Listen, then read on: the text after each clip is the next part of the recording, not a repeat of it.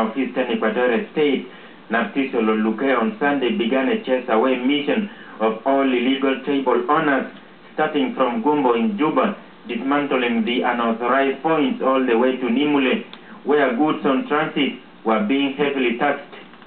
Speaking to SSTV, Loluke said the order has mandated them to close down all the illegal checkpoints across the country in an attempt to curb skyrocketing prices of commodities in the market.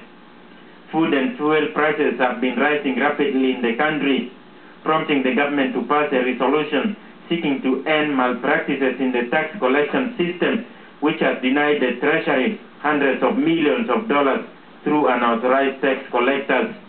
Loluke further stated that the implementation of the ministerial order would reduce unnecessary tax levied on goods that enter the country from outside, hence lowering commodity prices in the market. This order is important because our people have waited for too long for changes to happen to reflect the changes of our status as a nation today. We have come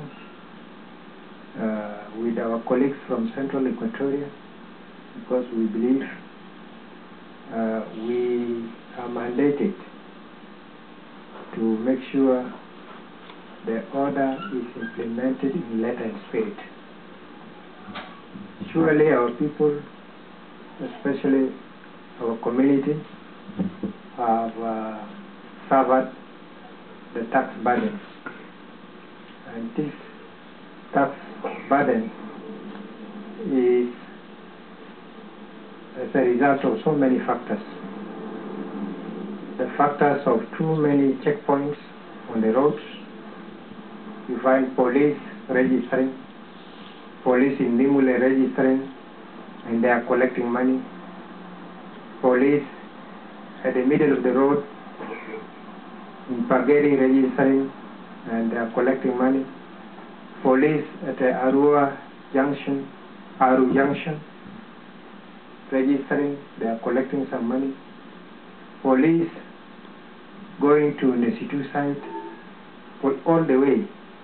So definitely we found really that the mandate of the police, which is to ensure protection of our people and safety of our people, protection of our properties,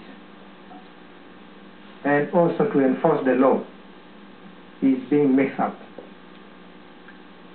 The intention of our people to concentrate on their national obligations has been mixed up. So for that reason, we want to reduce these multiple taxes. And indeed, as we have heard from our officers here and our responsible people, the commissioner, the administrators here in Nimule, and plus the body that was mandated to enforce that order, you must be able to know that there were over 46 tables here.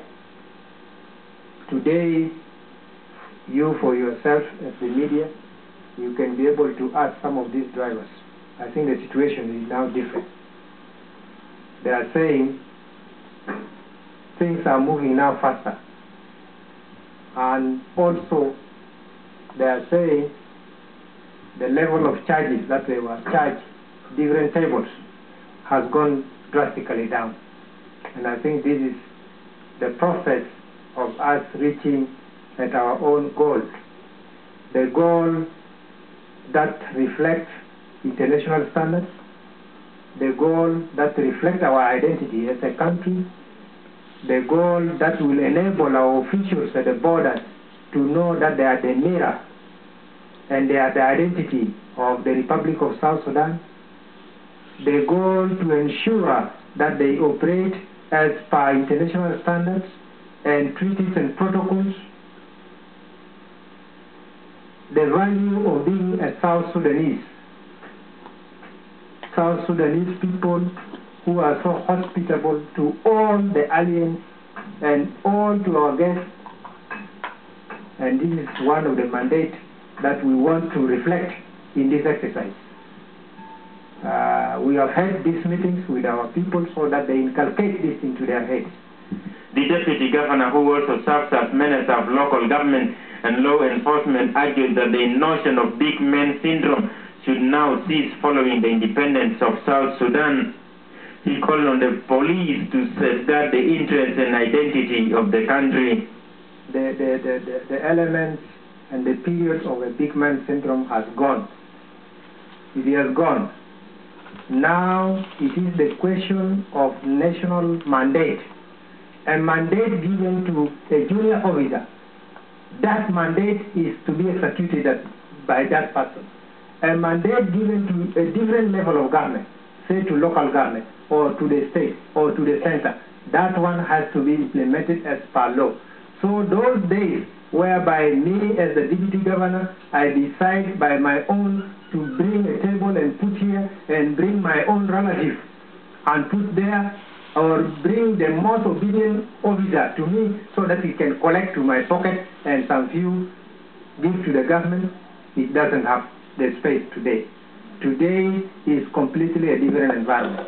So those people who have been used to that system, let them go and pray for God to forgive their sins and for them to open a new chapter, a chapter for which we all have to be rejoicing, because the few resources, the few revenues that will be generated from here, we are going to open schools, we are going to open hospitals, we are going to improve our roads, and so on and so forth. And also to inform you today that we have made a U-turn in our history.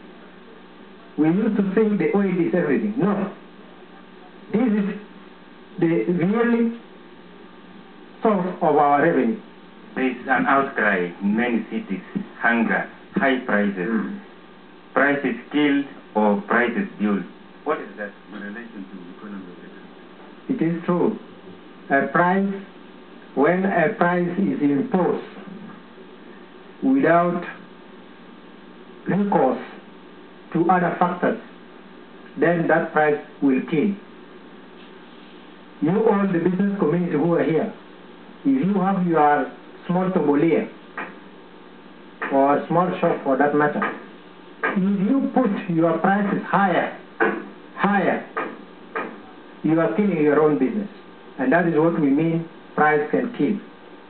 But if you put your prices very reasonably, for which you know who are the clients who will be able to buy your goods, you know the middle people are the people who sustain the economy, not those people who are millionaires. They don't sustain the economy in a way, they just do what. But the people who really matter are the middle class people, people with low income. If your business can access these people, and if these people can access your business is going to stay, and therefore this price, people will come there in big quantities and you will gain from the economies of scale.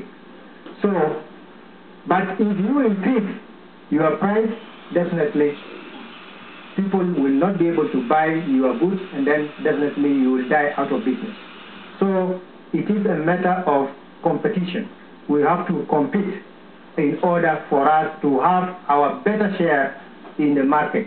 And finally, with the removal of this tax, the so-called illegal tax points and collection and roadblocks, is there a hope that an ordinary South Sudanese woman or man hope that the prices after this will come down?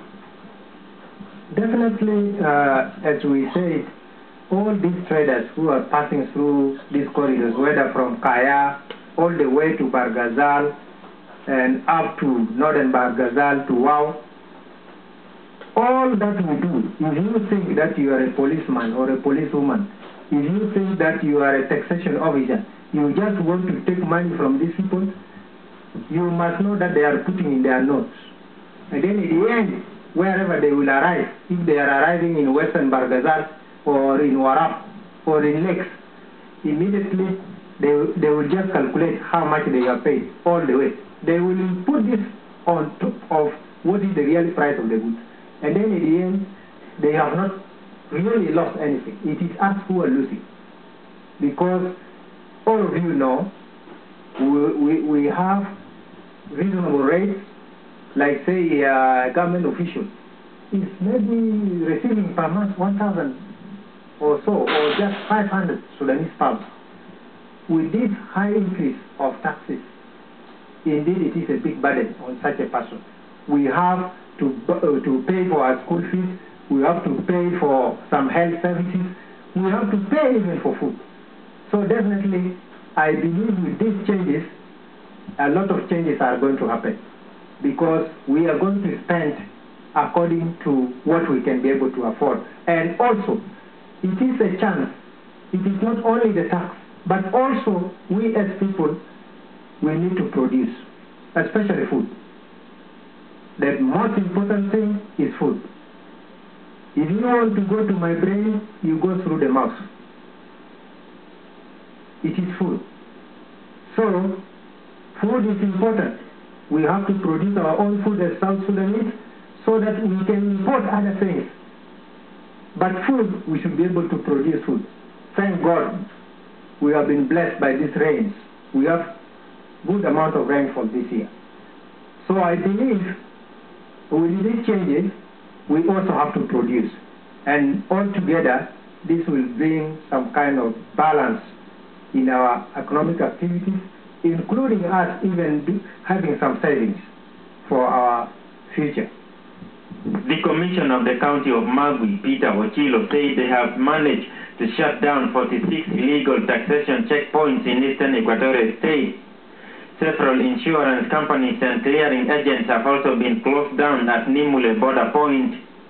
The order authorizes customs, immigration, taxation, state revenue authority and commerce checkpoints to operate in Nimule, eastern Equatoria. This came into effect when I had a directive from the Ministry of Interior that all unauthorized tables at the border in Nimule are to be closed down. After that, in its meeting 2 weeks ago, the Economic Cluster Committee, headed by the Vice President, identified 44 authorized and 65 unauthorized taxation units across the country. The committee then recommended the establishment of an independent revenue authority, elimination of illegal tax collection units from the border entries and checkpoints, and the harmonization of the system of tax collection between the national and the state levels. Spare the rod and spoil the child, so goes the saying. But this is no longer applicable here. The government has picked its teeth by practically sending home many table owners along many highways in the country. The move, according to the government, is to save the ordinary people in the country from the demanding hands of traders who increase prices at their will, complaining of what they call multiple tax collection points in the country. But will this yield fruit? Alejandro Lotok, reporting for South Sudan Television News at the border point of Nimule.